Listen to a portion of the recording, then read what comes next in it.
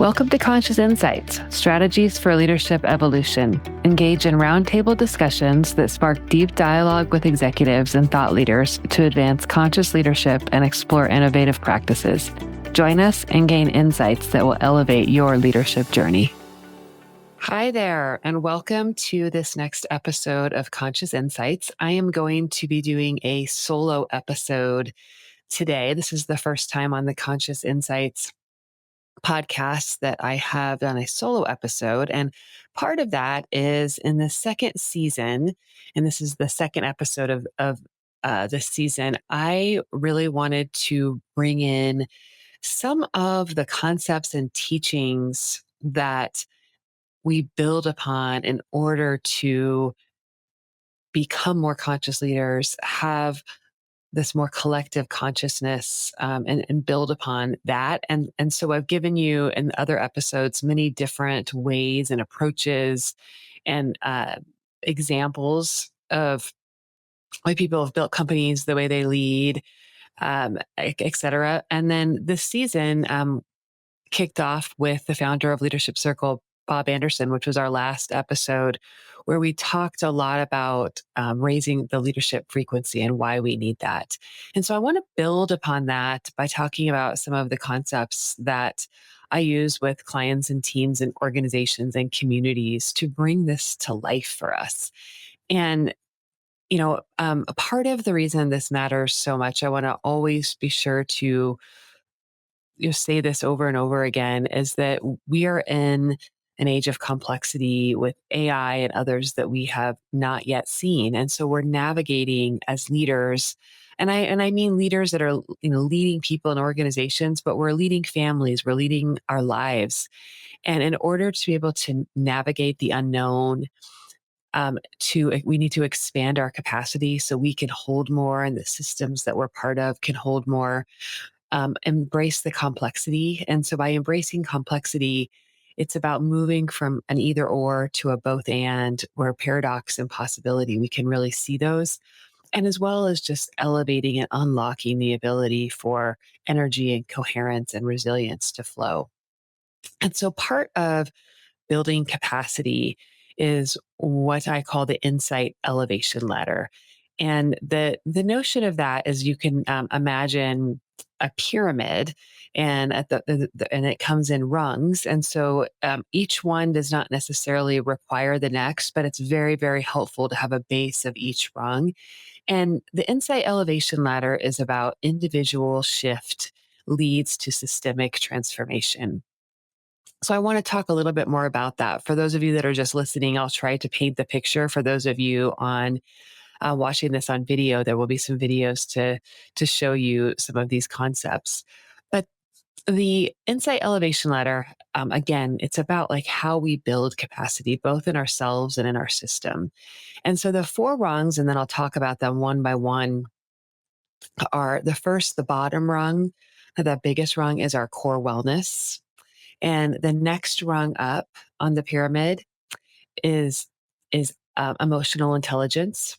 Then the third rung up is conscious leadership, and then the top of that is um, transform cultures.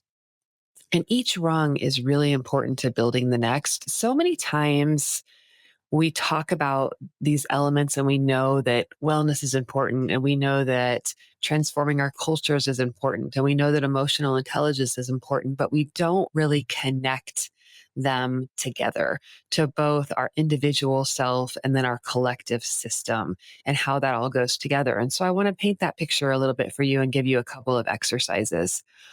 So first, when I talk about core wellness, we all need to build the core wellness in ourselves, and then the individuals within the organizations and the systems. It's also really important to make sure there's avenues for that for them as well. And so, from an individual perspective, what I mean by core wellness is, if we think about, our body is really a vessel for uh, for achieving, for awakening, for all of the things, the meaning, the accomplishments that we have. And so the wellness of our body is really important, and it's really connected to the bigger things and all things that we are doing.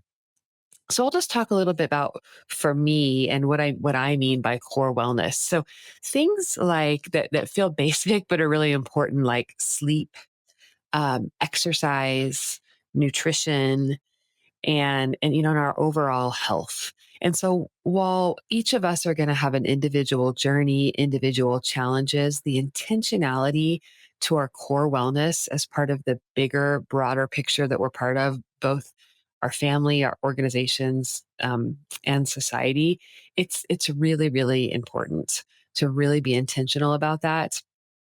And so for me, I've got a lot of things I'm working on and a lot of things that I do really well.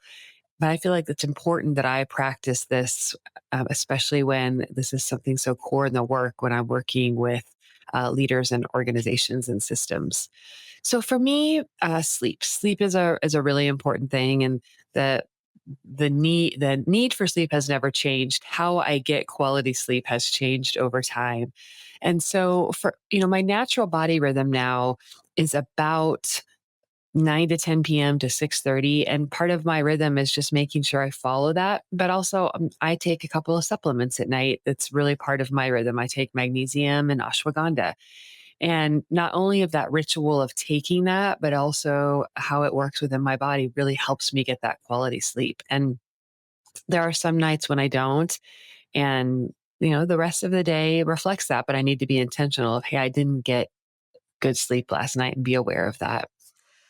Exercise and movement plays a really key role in all of our lives in different ways. Our body needs to move, our body needs to exercise. We all can have a different approach to that. The important part is that we've got something there. So for me, my exercise, I always do something outside every day. I live in Colorado, and something about walking outside in nature is just really important to my wellness. And so there'll be some kind of walk or hike almost every day of the week for me, whether it's long or it's 20 minutes. It's just getting out there and getting that fresh air. I lift weights 3 times a week, and then I'm a person that needs variety. And speaking of lifting weights, I have to go to classes. Lifting weights is not something that I'm great at on my own, and so that's something where I really require a community and accountability. And so I have a class that I go to 2 times a week, and there's a lot of times the same people there, and it's noticeable when I'm not there, and it's I get the work done that is really good for me, but I don't love to do. But I know it's, for that bigger purpose, for the core wellness, so that I can be there for my family, I can be there for my clients, and I can ultimately achieve you know, what I'm here to do. Other things, I like variety. So I am a rock climber, mostly indoor rock climbing, as well as I ride a mountain bike and I ski in the winter. So I'm just a person that needs a broad variety. I'm a big nature person, and I've done a lot of outdoor leadership, and so that's just really key to my movement and physical exercise. And so it's just important to know that what works for you. Also, nutrition.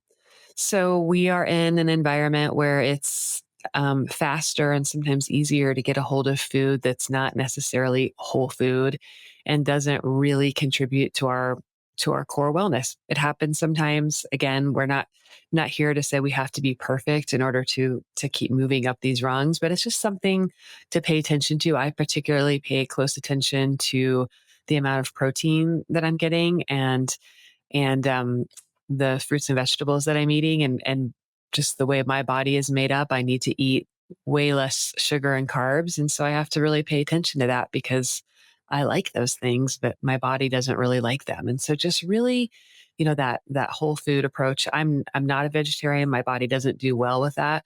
And so I make sure, that I get ample protein at each meal. A couple other things that I do, and I'm just telling you my wellness routine to give you an example of what core wellness could look like and what we mean by this.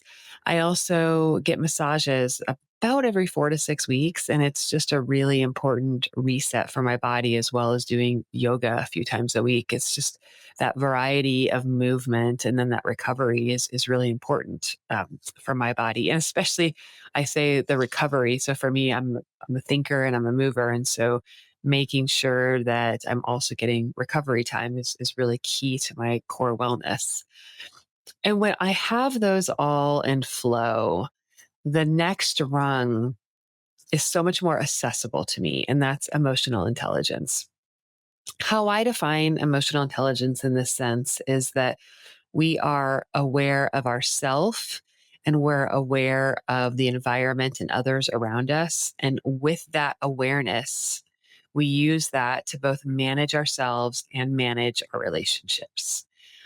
And emotional intelligence is something that many people have heard of, and it's really a set of practices. It's a set of behaviors. It's something we can all accomplish with intentionality, which really helps us in both our own self-awareness and in our relationships. And so I often will, and we'll do another episode on emotional intelligence, but I see like these four squares where we've got self-awareness in one. We've got social awareness or other awareness in another square. And then we have self management and then relationship management. So think of that as four different squares that make up emotional intelligence. And it's really that awareness of both ourself and others that is absolutely key to us making the change or managing self and managing our relationships. And so, awareness is just such a key part of emotional intelligence. It's not the only thing, but really without that awareness, it's really hard to be more effectively managing ourselves and our relationships.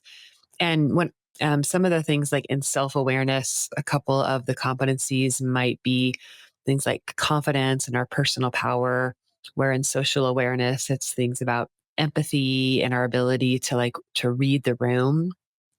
Self-management is where we manage our stress. But it's also where our achievement drive and our resilience lies in terms of emotional intelligence. And then many people think of emotional intelligence as as purely the relationship management square, though it's really so much more. And this is things like how we manage conflict, teamwork, vision. Uh, those things make up the competencies of relationship management. So when we are really in flow with our core wellness, we have more access to emotional intelligence. And when we're intentional with our emotional intelligence, the awareness and the management of self and our relationships, that's when we have access to the next rung, which is conscious leadership. Bob and I talked about that quite a bit in our session, the last podcast episode, and we talked about it in terms of the leadership circle framework, and in reactive and creative, which is a way I really like to talk about the conscious leadership aspect. I mean, it's a big journey of shift that's really a lifetime of work. But I just want to give you a flavor of what that means, and we'll use the reactive creative concepts for that. And so and both are really, really important, but we'll just say when we're in more reactive tendencies, that's more of a socialized mind where we're looking at the world from the outside in. And it has all kinds of amazing things, but it also has some limitations. And when we shift to this more creative or conscious leadership expansion, we start to process the world more from the inside out. And so, I'm true to my core values, and I shape my actions based upon that. In reactive, we will see the world more from an either or perspective. So I see situations with two opposing choices, where when we're leading more consciously and we're in that conscious leadership zone, it's this both and perspective where I see situations with multiple perspectives where both and is possible. The other way, a different way to look at conscious leadership from using this reactive to creative lens is from a problem outcome orientation. So when we're in a more reactive space, when there's a challenge, I focus on how to make that problem go away. Whereas when I'm in a more creative resource place, when there's a challenge, I focus on the outcome I most want to see. So it doesn't mean that the problem doesn't exist, but it's a real different orientation to how we're looking at it. And, one of the kind of the key differentiators also between, as we're growing in our conscious leadership, is between safety and purpose. When I'm in reactive, I'm really focused on what's keeping me safe. And when I'm in purpose, I'm focusing more on what brings me purpose.